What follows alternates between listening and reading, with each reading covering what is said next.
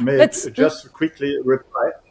And I would like to say a lasting peace could have been achieved by not invading in the first place. Russia invaded Ukraine. If it hadn't invaded, there would be no war. So now to talk about achieving a lasting peace after you first invade, this is a little cynical Well, and this can't is really be taken seriously. let's not get into what happened in the past in the first place. You cannot reverse the clock here. Dr. Zhao, you want to react?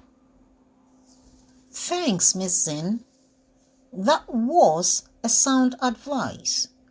Whether Russia invaded Ukraine or not, the war is here. So, should we still be apportioning blames?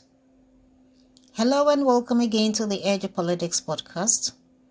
Geopolitical Queen here with today's episode on how some Western experts refuse to be objective by declining to consider history and facts. Certainly, we cannot reverse the time, and especially not when people like Professor Klaus Lares are reasoning like they are reading from some predefined notes. The professor, one can safely say, has a chronic Russophobia syndrome and blindly follows the empire's line, as if Russia doesn't have a case if we are to talk only about present Ukraine. Let's take a listen to his further line of reasoning. Right now with even this partial ceasefire. Talking about the Europeans, I do want to talk about their reaction. For instance, European leaders, even ahead of this conversation, have shown total skepticism towards any reliability on the Russian side, saying Putin's talk of peace is a mirage. For instance, that's one of the messages they were sending, and that they cannot be trusted. And European foreign policy chief actually says Russia doesn't really want peace. Klaus, how do you look at the reactions of Europeans towards an effort for ending this war? Well, first of all, the Europeans should, of course, be participating in any talks. It shouldn't just be Trump and Putin. Zelensky has been absent from any serious talks, the trilateral talks. The Europeans have been absent, and this is not justified, shouldn't really be the case, because as Anton said at the beginning, Trump likes to go back to the 19th century, great power politics of the 19th century.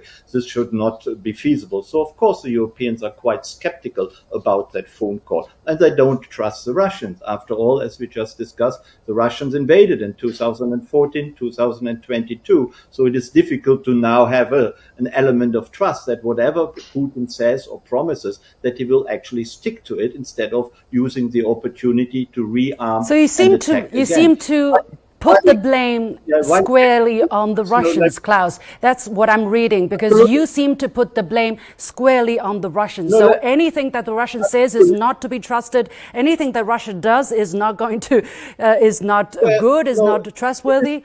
With that kind of mentality, it's very difficult to come to any deal, Klaus. No, not at all. There we go again. You heard it and you saw it. The professor is just not interested in peace.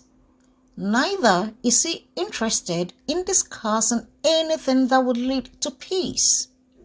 So he would rather narrate a personal and emotional reaction instead of narrating facts and common sense. It has been the same back and forth for the past 3 years. As in, but Russia invaded Ukraine and Russia invaded Ukraine, with a clear response from the Russian side. Also in, we warned the NATO expansion would trigger this and NATO expansion would trigger this. This is like the deaf speaking with a dumb. Can guests like this Professor Klaus guy, who is sounding like a representative of the European Union lobbying group that is connected to the Kyiv Patriarchy and the government of Poland, just stop trying to spin the narrative against Russia and against any peace talks with Russia, as the European Union's goal is to profit from this war at the expense of both Russia and Ukraine? Can such disingenuous experts try to make at least an effort to understand the basic cause and effects that has led us to where we are now? How could this man even be an expert talk of a professor? So who are those that this man is teaching? Anyway, let's take a listen again. The White House statement concerning bilateral relationship that and the readout says the two leaders, President Trump and President Putin, agreed that a future with an improved bilateral relationship between the United States and Russia has huge upside, just as what Anton cited just now. And this includes enormous economic deals and geopolitical stability when peace has been achieved.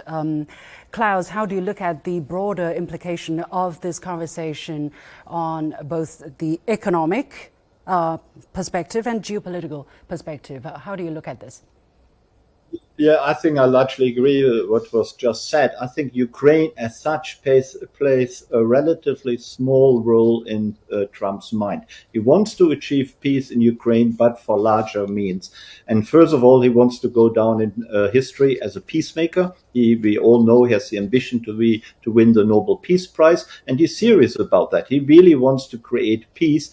And he doesn't really care too much about the conditions and the concessions he has to make. I'm not saying he wants to make all sorts of concessions, but he is prepared to go very far. Secondly, he wants to achieve the good consequences from creating peace in Ukraine. This is much improved economic relations with Russia, gas and energy deliveries. There even was talk at the talks in Saudi Arabia recently that perhaps American investors will revive the Nord Stream 2 and 1 pipeline and facilitate cheap Russian gas deliveries to Europe once again. Of course, the Europeans have not yet been consulted about that.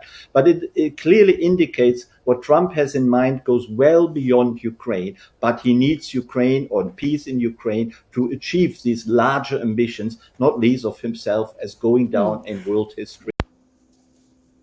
You heard him again. What can one say about such a person who is supposed to be a professor teaching young people?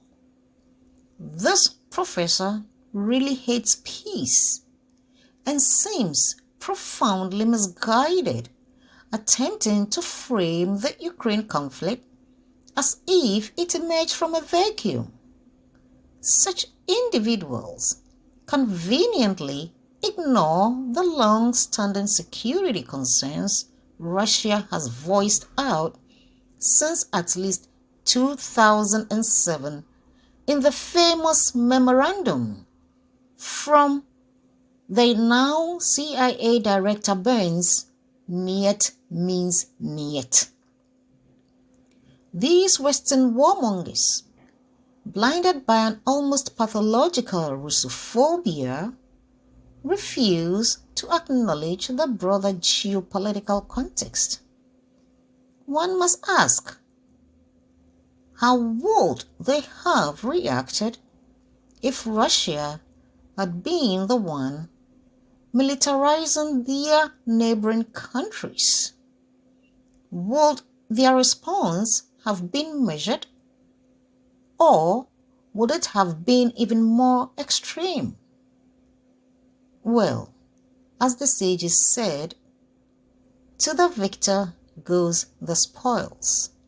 And reality is, Europe, and especially Ukraine, has lost this conflict. So whether they like it or not, Russia, which has emerged as the victor, will be the one dictating the terms going forward. So what do you think?